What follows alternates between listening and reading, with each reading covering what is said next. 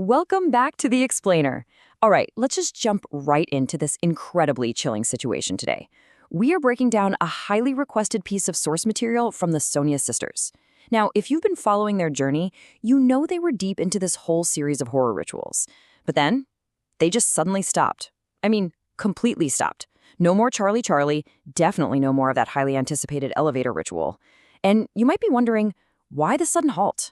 Well, it's because they claim that terrifying stuff didn't just end when the cameras turned off. They genuinely believe their actual home has become severely haunted.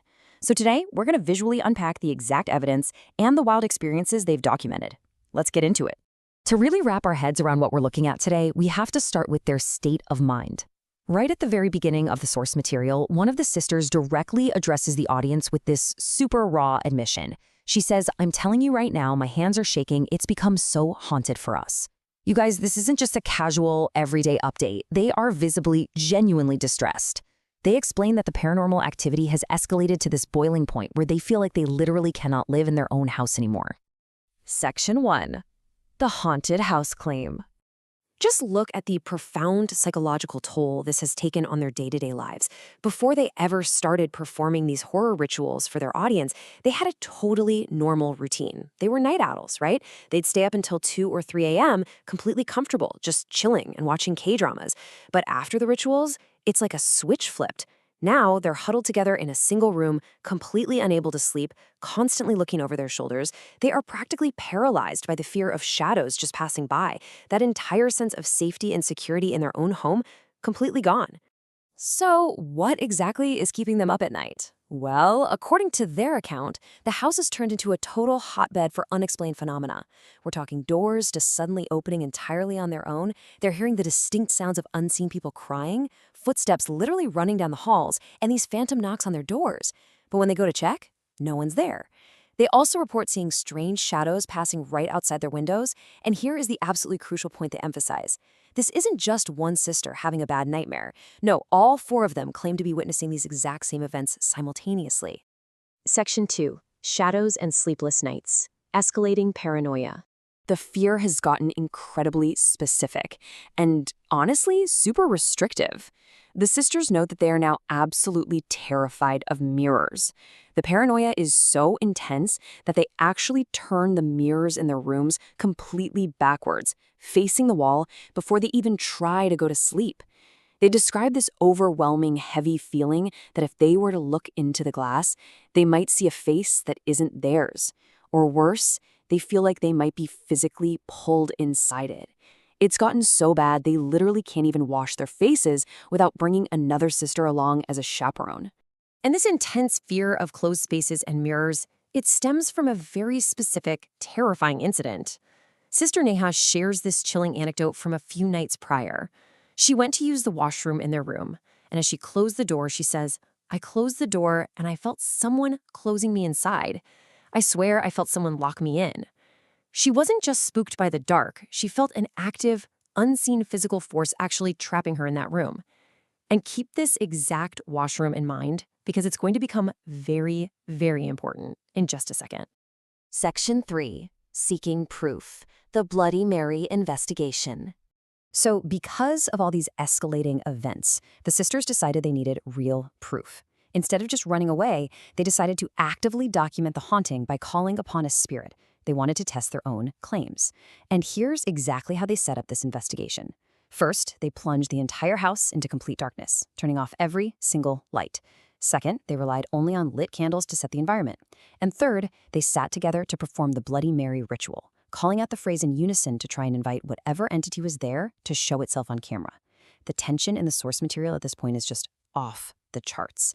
One of the sisters even screams in a sheer panic just from catching her own distorted reflection in the candlelight.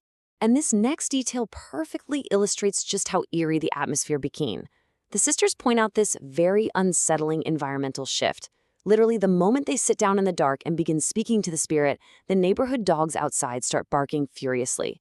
They note that the dogs are usually entirely quiet, but they specifically and only erupt into this super aggressive barking whenever the sisters sit down to perform these horror rituals. It's almost like the animals can sense a shift in the air, you know? Section 4. The Locked Washroom Panic. The climax. Frustrated by the lack of clear evidence out in the bedroom, they decide to relocate their ritual to that exact cramped washroom where Neha felt she was locked in days prior. Let's track exactly how fast this escalated because it is wild. At 0 seconds, they enter the dark washroom together, candles in hand. By 15 seconds in, absolute panic erupts when they shine the light on the mirror and discover this terrifying, bloody red handprint smeared right across the glass. At 30 seconds, while they are still reeling from the handprint, the heavy washroom door suddenly and violently slams shut completely on its own. For 3 agonizing seconds, they are trapped. They are physically struggling with the door, feeling as though someone is literally holding it shut from the outside, before they finally manage to force it open and just spill out into the bedroom. Okay, so here is the crucial point where we have to separate fact from fiction, and the source material drops a massive twist on us. Once they're out of the washroom and finally catching their breath, a confession happens. Sister Khushbu admits that the bloody handprint, yeah, that was her doing. She had snuck in earlier and painted it on the glass as a prank to scare Neha. But, and this is a huge but, we have a stark contrast here. While the handprint was a confirmed human prank, Khushbu vehemently denies having absolutely anything to do with the door violently slamming shut and locking them inside. Remember, all 4 sisters were inside the washroom when it happened. The genuine terror of the situation is captured so perfectly in Khushbu's own words. She says, "I did the handprint to scare her, but who closed the door? How did it close when all 4 of us were inside?" It's such a fascinating moment in the footage. The prankster herself is left completely terrified and shaking. It proves that while part of the scare was totally fabricated, the physical entrapment in that room, that remained entirely unexplained by anyone present. Section 5. The eerie final proof. Fleeing the house. After that washroom incident, they've had enough. They officially decide to end their investigation, pack their bags, and flee to their mother's house for safety. But right before they sign off and cut the recording, they notice one last thing. They point their camera out their second-story bedroom window, looking down into the dark yard. And out there, they capture footage of a heavy swing set that is visibly rocking back and forth with significant momentum. It literally looks as if someone or something is sitting right on it. Let's logically break down what they observed here using the data from the source material. The sisters explicitly check the environmental factors. The wind? It is completely still. They point out that not a single leaf on the large tree directly next to the swing is moving at all. Yet the swing itself is rocking back and forth heavily. It's entirely imbalanced without any natural cause. For the sisters, this undeniable visual was the final nail in the coffin. It completely cemented their absolute belief that their house is harboring a spirit. And that brings us to the end of our breakdown today. We've seen their escalating paranoia. We've seen that terrifying washroom incident where a prank collided with something completely unexplained. And of course, that eerie final visual of the swing in the dead of night. It really leaves us with a compelling final thought.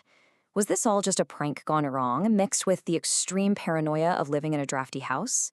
Or did the Soneha sisters truly invite something sinister inside through their rituals? It's a fascinating look at how fear can manifest, for sure.